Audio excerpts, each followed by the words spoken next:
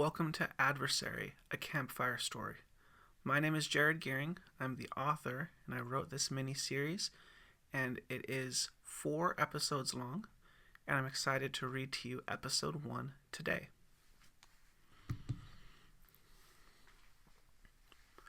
Episode 1, The Humanity. Flames of red and orange licked up the dry logs, leaning on each other like a neat teepee. 8-year-old Aiden stared, blinking only when the breeze guided the smoke to his eyeballs. He did not like smoke in his eyeballs, no sir, especially if it made them want to cry. Babies cry about everything. Men cry about important stuff, Aiden's dad used to say, and Aiden knew for sure smoke in the eyes wasn't an important thing to cry about. Death and onions, Aiden, his dad liked to remind him. Death and onions, no exceptions. As the fire radiated, Aiden watched, hoping he'd see when the fuel would finally fall and send crackles to the sky. From teepee to dogpile, entropy at work. Also a phrase from Aiden's dad. He smiled. Aiden knew his dad went to get the s'mores supplies from the car, which was in the parking lot about 30 yards from their campsite. 5 tents ringed the campfire, and Aiden's friends and fellow scouts milled about, but Aiden barely noticed them. Something about this fire drew him in. Timmy's dad, a mustached man named Frank, called from behind Aiden. "Hey, Travis, keep an eye on your boy. You might have a pyro on your hands." Aiden's dad, Travis, laughed from across camp to Aiden's right, walking with grocery sacks. Aiden looked at his dad with a smile, spots dancing across his vision from the fire. "He's been a scout longer than any of the other kids here. If my boy's a pyro, you bet he's a safe one, earning every patch on that Tread Scout uniform." Frank grunted and crouched into his tent. Travis put the bags by the cooler and started to organize supplies on their camping table. "Hey, Band-Aid, you about ready for s'mores?" He laughed at the nickname. "Born ready." Aiden turned back to the fire. "Good, I didn't miss the drop." Someone walked up beside Aiden. He assumed it was his dad, but then a new smell interrupted the smoky scent. He'd smelled his dad's cologne before, and he didn't recognize this new aroma. It made him imagine making snow angels in a clearing in the middle of a thick forest. He never pictured such a thing before. How can a smell do all that? Aiden turned to see the man beside him was a real-life mountain man. Brown moccasins covered his feet, fringed leather and fur covered his entire body, and his hat might have been a dead raccoon. Hi,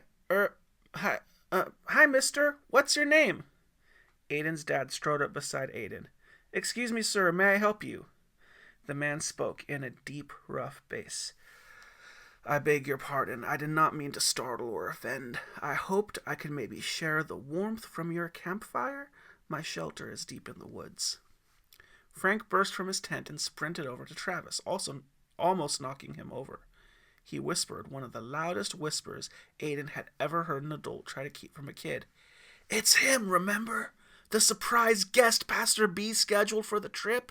Connie's husband." Travis nodded slowly and approached the mountain man, who was actually shorter than Aiden had realized.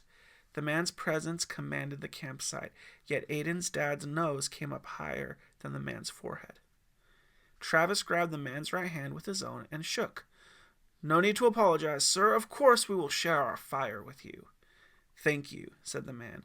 "Please share with me your names, and I will share mine." Over the course of the conversation, all the scouts and adult volunteers had gathered at the fire. They all introduced themselves and explained to the stranger a little bit about themselves and the Tread Scouts troop based out of their church. Finally, the man addressed them all. "Thank you all. I am happy to share a fire with such a hospitable, strong, and loving group of individuals. Such character is key to surviving in the wild, as I have over the years." He paused for a moment. No breath or bird was heard, only the crackling fire. The man's eyes seemed to change color in the light of the shifting fire, and Aiden found a kind of fire in those eyes, though he tried not to stare because he didn't want to embarrass his dad. He continued with a warm smile. "You may call me Grizzly, or Mr. Grizzly, if you like. I live in these woods mostly alone, though I love to share company with those hospitable enough to allow it." The scouts asked Mr. Grizzly all sorts of questions, and the adults simply listened and kept the fire going. Aiden found himself gazing at the flames again, even long after the log teepee fell as expected. Mr. Grizzly talked about life in the wild, and he told stories of some of the animals he'd come across. All the kids were transfixed. The sun had set, and Mr. Grizzly feigned a yawn. Well, kids, it's getting late. I suppose I should go to my shelter. Unless you'd like me to tell you a story? The scouts chanted, Story! Story! Story! All right, I'll stay a little longer. I do have a story in my bones, aching to be told. My story is an odd one, and an old one.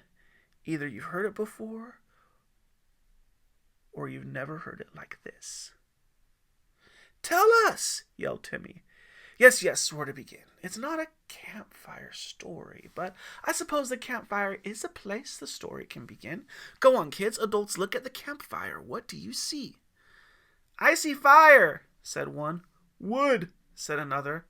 Right, said Mr. Grizzly. Look closer. How would you describe this fire? Hot, said one. Bright, said another. Beautiful, said Aiden. His eyes dared anyone to challenge him. He knew words like beautiful and pretty were usually reserved to describe girls, but he knew he'd never seen anyone as beautiful as that fire. Maybe I am a pyro, whatever that is. Yes, Aiden, said Mr. Grizzly. It is beautiful. Comforting, illuminating, entrancing. What's more powerful? Nobody answered. Look at this fire. Now imagine the sun, 1,000,000 times as bright, 1,000,000,000 times as big, 1,000,000,000,000 times as beautiful. You must know, Tread Scouts, in the beginning, now and forever, your God who made this world you camp in, the God who made the stars you sleep beneath, your God, he makes our sun look like this campfire. He is ever brighter, ever hotter, even more beautiful. Wow, said Timmy under his breath. Mr. Grizzly continued. Our God is a consuming fire, yes? Aiden piped up. I remember singing that in a song. This truth is in many a song, but first it was in the Bible. One of the other scouts quipped. I thought you were telling a story, Mr. Grizzly. You a storyteller or a church preacher? Multiple adults turned to correct the scout's manners, but Mr. Grizzly raised his hands in protest. The boy is quite right. Where to begin? Ah, yes. Once upon a time. Once upon a time, there was a fire. He was the biggest fire anyone had ever seen. All fire came from him, for he was, in fact, the first fire. No matches could light such a flame, and neither could flint nor steel. He was old, older than the world. He wanted to give his fire away. He wanted to warm the world, so that's what he did. Fire put little fires all over the world, in the woods, by the oceans, on the mountaintops. Each little fire he made was hemmed in by stones. They were contained so that many could go around them, and many would be warm. One bonfire was in a clearing on a wide hilltop overlooking a gorge. The bonfire loved that so many could be warmed by his flames, and he loved that fire had made him. As time went on, he noticed some things. First, he noticed that of all the little fires dotting the countryside, and indeed, of all the little fires in the world, he, the mighty bonfire, was the biggest, hottest, and most luminous. Second, he noticed the ring of stones. The stones surrounded him, and though his ring was bigger than all the other little fires, he began to wonder if he could be made bigger. I'm the biggest, hottest, most luminous of the little fires, but I want to be bigger. I want all to see and feel. He figured the notion was a silly dream, but a desire began to grow. You see, the animals around any of the little fires all did the same thing. When they saw the little fires, they inevitably started talking about how big the original fire was and how big fire had given the world to these little fires. At the sites of some of the little fires, they would mention how big and bright bonfire was on the hilltop. But when they visited the hilltop, They spoke less about Bonfire and more about Big Fire, the original fire that had made him. I want to be a bigger fire, as big as Big Fire. One evening, Bonfire called out to the bear. Excuse me, dear bear, could you take that stone and move it a foot or two? I need some breathing room. With more room to breathe, Bonfire had more room to grow. He got other bears to move the entire ring of stones just a little wider. After a week as a newer, bigger fire, Bonfire wanted to grow bigger still. One evening he called to the monkey. Excuse me, dear monkey, could you take that stone and move it a foot or two? I need some breathing room. With more room to breathe, Bonfire had more room to grow. He got the other monkeys to move the entire ring of stones just a little wider. After a week as a newer, bigger fire, Bonfire wanted to grow bigger still. He wanted to be as big as Big Fire, and he knew he would never grow that big with all these rocks in his way. One evening he called to an elk. Excuse me, dear elk, could you push that stone with your antlers and roll it down the hill? With more room to breathe, Bonfire had more room to grow. He got other elk to push the entire ring of stones to roll down the hill. The stones were no longer in a ring, and they were no longer in Bonfire's way. I am Bonfire no longer, I am Wildfire. I am the biggest, hottest, and most luminous. I am the Big Fire now. Without anything to hold him back or hem him in, Wildfire caught on the hilltop's grasses, and he grew and spread to the forest. All the bears, the monkeys, the elk, and every other creature suffered under Wildfire's rule. Wildfire grew and grew, but still he was much smaller than Big Fire. Wildfire raged and roared, and he burned hotter and further than any other fire could. Surely Big Fire will see my light, my glory. Another week passed, and Big Fire made a proclamation. All fires will see a miracle take place. Big Fire will give his life, his image, his likeness, and his glory to another. Creation will shake when one of creation shall wear a crown. The cryptic message bothered Wildfire for a moment. This can only mean one thing, Wildfire said. Big Fire sees my glory. He sees how hot and luminous I am, and he sees that I will one day surpass him. He plans to give me his crown. Another week passed, and Wildfire could not contain his joy. Big Fire announced that today he would reveal the one who'd bear his life, his image, his likeness, and his glory. Big Fire took the eyes of all the other fires and supernaturally brought them to a hill cliff that overlooked a valley between two rivers. The valley teemed with animals, and groves of fruit trees held branches aloft, their fragrance wafting along the river banks. Not a single fire burned in this valley. Wildfire licked his flaming lips, ready for his crown. Surely this valley is a gift for me, the one in Big Fire's likeness. I will consume this place with my glory. Big Fire drew all the eyes to a particular clearing at the side of the river. Here, the river was shallow, and it had a subtle enough grade that there were a few meters of clay and mud at the bank. Wildfire and all the other fires watched as Big Fire reached into the clay and started to sculpt. Wildfire started to laugh. He's making a monument for me to bake, and the clay will stay for eternity. Big Fire continued sculpting until Wildfire could make out the shape of a creature. A new creature.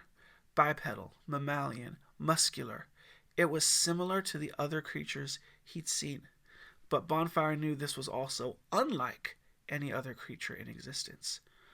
What is this monument? Maybe the clay symbolizes a new creature that shall serve as my slave? They will come to me and offer themselves as fuel. The biggest surprise came with a breath. Big Fire breathed into the slumped clay, and the clay lived. Behold, Big Fire said, my new creation, humankind, the one who bears my image. Fury filled Wildfire. As a fire, he really believed he came close to Big Fire's glory. For Big Fire to turn around and give his glory to humankind, a creature so small and vulnerable. Disgusting. unforgivable. Wildfire shared his disdain with the other fires. That human is not made in Big Fire's image. That human is no better than the trees that fuel us. He sought to destroy the man, for in Wildfire's words, no creature so fragile deserves so much glory. Wildfire tried to oppose Big Fire with the help of the fires who joined him, but Big Fire cast them away from his sight. Wildfire wanted nothing more than to destroy that valley. He needed to show Big Fire what a terrible mistake he'd made.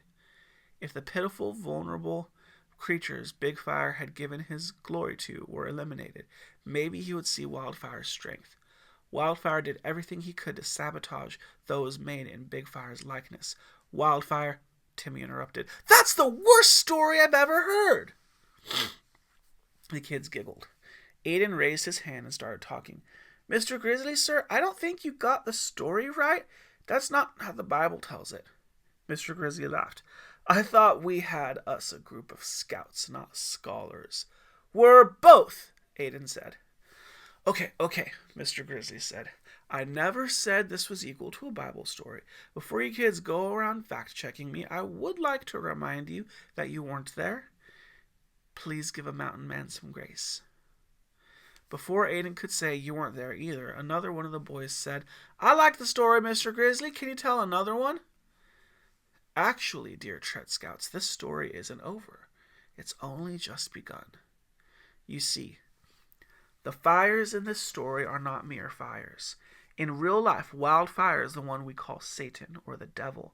Wildfire had called himself Lucifer, the bright morning star. He really thought he was better than Big Fire, God, Yahweh, the maker of heaven and earth. This Lucifer, oh, how I hate calling him that, did everything in his power to defy the Lord of hosts.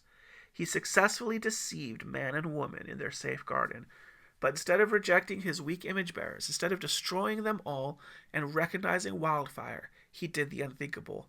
The perfect, all-consuming fire, the holy creator God, remained faithful to the people whom he loved. These imperfect people fell into sin, and Lucifer knew they were doomed to be apart from God.